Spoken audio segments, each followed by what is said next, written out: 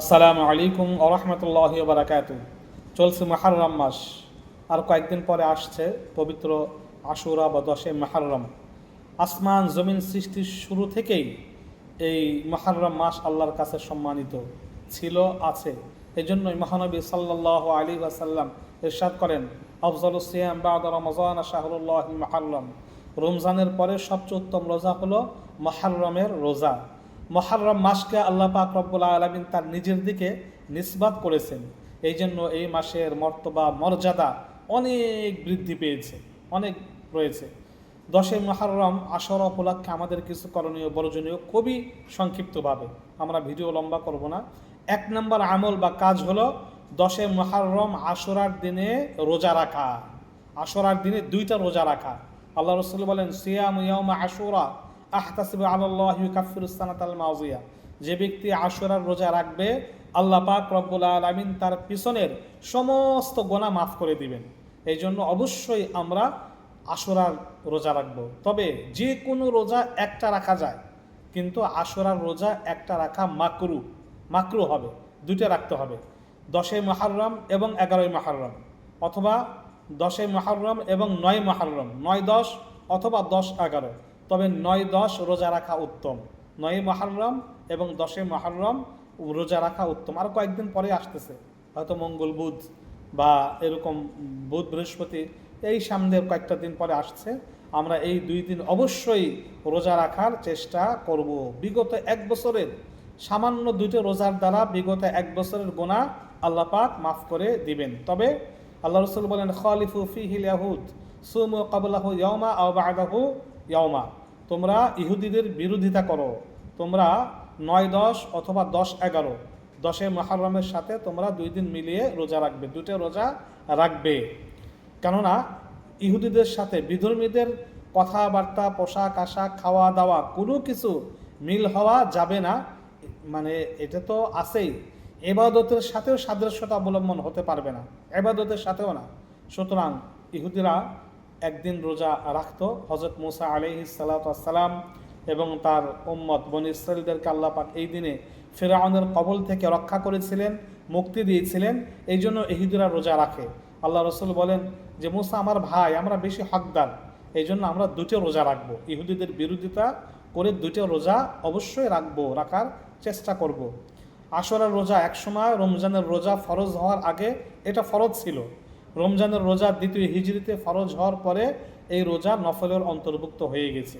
কিন্তু নফল হলেও এই রোজা, আশুরার রোজা সবচেয়ে রোজার পরে, রমজানের রোজার পরে সবচেয়ে বেশি ফজিলত রাখে। তাই আমরা এই দিন রোজা রাখবো। সাহাবা একরাম নিজেরা রোজা রাখতেন এবং তার ছোট বাচ্চাদেরকে খেলাধুলায় মত্ত রাখতেন, যাতে করে রোজার মতো তারাও দিনটা কাটিয়ে দিতে পারে। তাই আমরা আশুরার রোজা রাখবো, অবশ্যই রাখার চেষ্টা করব। আমাদের মধ্য থেকে দিন ইসলামের যে সমস্ত গুরুত্বপূর্ণ বিষয় এখন তো উঠে গিয়েছে, এগুলোর পরিবর্তে বিভিন্ন রকম শিরিক বিদআত আমাদের সমাজের মধ্যে ঢুকে গিয়েছে। তাই আমরা অবশ্যই আবার সেই আল্লাহ রাসূলের এবং সাহাবা একরামের আদর্শকে বাস্তবায়ন করব। অবশ্যই আমরা আশুরার 2টা রোজা রাখব। 2 নম্বর কাজ হলো, এই দিন আল্লাহ পাক রব্বুল আলামিন অনেক নবী তার নবীদের উম্মতদেরকে সম্মানিত একটা জাতির তওবা আল্লাহ পাক কবুল করেছেন। তাই কিয়ামত পর্যন্ত এই দিনে যারা তওবা ইস্তেগফার করবে, আল্লাহ পাক রব্বুল আলামিন তাদের তওবা ইস্তেগফার কবুল করবেন। এই দিন নবীদের তওবা কবুল করা হয়েছিল, বিভিন্ন নবীদের, এটা বলে শেষ করা যাবে না। অনেক নবীদের তওবা আল্লাহ পাক কবুল করে তাদেরকে বিপদ আপদ থেকে, বালা মুসিবত থেকে হেফাজত করে তাদের মুক্তি দিয়েছিলেন। এই জন্য এই দিন বেশি বেশি করে তওবা ইস্তেগফার করতে হবে, দোয়া দরুদ শরীফ তাসবিহ তাহলিল পাঠ করতে হবে।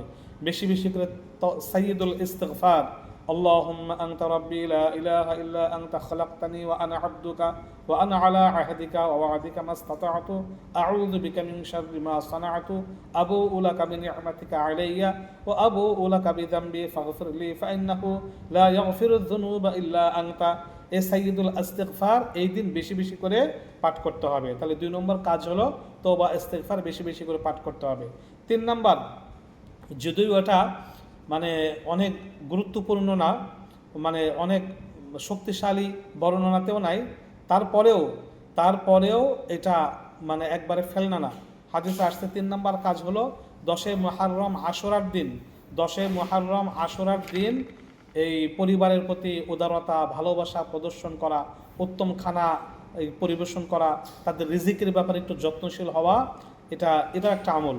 হাদিসে আসছে, মান ওয়াসা আলা আয়ালিহি ফিন নাফাকাতি ইয়াউমে আশুরা ওয়াসা আল্লাহু লাহু সাইরা সানাতি। যে ব্যক্তি আশুরার দিন তার পরিবারের প্রতি ভালো খানাপিনা উদারতা ভালোবাসা প্রদর্শন করবে, আল্লাহ পাক রব্বুল আলামিন তাকে পুরো বছর রিজিকে আলাদা বরকত দান করবেন। তাই এটা একবারে ফেলনা নয়, আমরা এই দিন পরিবারের প্রতি ভালোবাসা প্রদর্শন এবং উত্তম খানাপিনা করানোর যতটুকু সামর্থ্য আছে আমরা চেষ্টা করব। 4 নম্বর কাজ, ইমাম হুসাইন রাদিয়াল্লাহু আনহুর জন্য এই দোয়া করা, মাঝে মাঝে তার কথা মনে হলে ইন্না লিল্লাহি ওয়া ইন্না ইলাইহি রাজিউন পাঠ করা। ইমাম হুসাইনের জন্য আশুরার ফজিলত কিন্তু না, অনেকে মনে করে হযরত ইমাম হুসাইন রাদিয়াল্লাহু আনহুর জন্য আশুরার ফজিলত, অথচ ইমাম হুসাইন রাদিয়াল্লাহু আনহু মহানবী সাল্লাল্লাহু আলাইহি ওয়াসাল্লামের ইন্তেকালের প্রায় 65 বছর পরে শাহাদত বরণ করেন। অথচ মহানবী সাল্লাল্লাহু আলাইহি ওয়াসাল্লাম আশুরার দিন এইভাবে রোজা রাখতেন, সাহাবায়ে কেরামদেরকে রোজা রাখার কথা বলতেন, তাওবা করতেন, তাওবা করার কথা বলতেন। এই ফজিলত বাবা আদম থেকে শুরু করে একদম মুহাম্মদ সাল্লাল্লাহু আলাইহি ওয়াসাল্লাম পর্যন্ত এই ফজিলত চলে আসছে। কিন্তু ইমাম হুসাইন রাদিয়াল্লাহু আনহুর কারণে এই দিন এত ফজিলত, বিষয়টা এমন নয়। তবে ইমাম হুসাইন রাদিয়াল্লাহু আনহুর শাহাদত এই দিনে হওয়ার কারণে তার শাহাদতের মর্যাদা বৃদ্ধি পেয়েছে। ইমাম হুসাইনের শাহাদতের মর্যাদা আরও বৃদ্ধি পেয়েছে।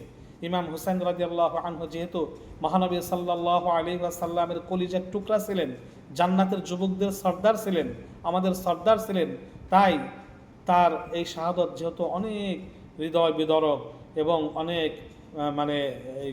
নির্মমভাবে তিনি শাহাদত বরণ করেন, এই দিন তার কথা স্মরণ হলে ইন্না লিল্লাহি ওয়া ইন্না ইলাইহি রাজিউন পাঠ করা এবং তার শাহাদতের মর্যাদাকে আরও বৃদ্ধির জন্য আল্লাহর কাছে দোয়া করা। জান্নাতি মানুষদের জন্য দোয়া করলে উল্টা নিজের দিকে এর কল্যাণ চলে আসবে। কারণ ইমাম হুসাইন এবং হাসান রাদিয়াল্লাহু আনহুকে আল্লাহ রাসূল জীবিত থাকতেই তাদেরকে জান্নাতের যুবকদের সর্দার, জান্নাতি বলে ঘোষণা করেছেন। তাই তাদের জন্য দোয়া করলে তার কল্যাণ আমাদের দিকে ফিরে আসবে। এই দিন বেশি বেশি করে ইমাম হুসাইন রাদিয়াল্লাহু আনহুর জন্য দোয়া করা। তিনি বাতিলের সাথে আপোষ করেন নাই। তিনি ইচ্ছা করলে আরাম আয়েশি জিন্দিগি যাপন করতে পারতেন ইয়াজিদের পক্ষ থেকে, কিন্তু তিনি বাতিলের কাছে কখনো মাথা নত করেন নাই। হুসাইনের চেতনায় উদ্ভাসিত হয়ে জিহাদি চেতনাকে লালন করা এবং জিহাদ করার দৃঢ় সংকল্প করা, দৃঢ় ইচ্ছা পোষণ করা এই দিন মুমিনের দায়িত্ব এবং কর্তব্য। এই চেতনায় উদ্ভাসিত হতে হবে, এটা একটা আমাদের কাজ।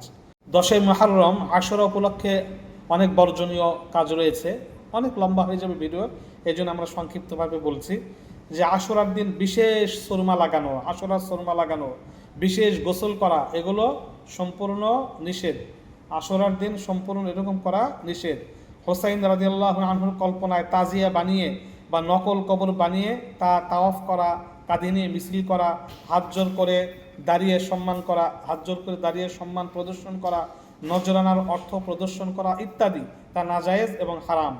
নিজেদের দেহে আঘাত করে রক্তাক্ত করা, শোক বা মাতম করা, যুদ্ধ সরঞ্জামে সজ্জিত হয়ে ঘোড়া নিয়ে প্রদর্শনী দেখানো ইত্যাদি এগুলো করা যাবে না। হাই হোসেন, হাই হোসেন, হাই আলী ইত্যাদি বলে বিলাপ করা, মাতম করা, মার্সিয়া ও শোক কথা বলে বলে নিজেদের বুকে পিঠে ছুরি দিয়ে রক্তাক্ত করা, এগুলো করা সম্পূর্ণ নাজায়েজ। কালো পোশাক পরা, কালো ফিতা বেজ ধারণ করা, শোক প্রকাশ করা, এগুলো করা যাবে না। ফুল দিয়ে সাজিয়ে নকল কবরের পাশে বাদ্যযন্ত্র বাজিয়ে প্রদর্শনী করা, এগুলো করা যাবে না। মুহররমের খিচুড়ি, মুহররমের শরবত ইত্যাদি মুহররমের নামে এগুলো কোনো কিছু করা যাবে না।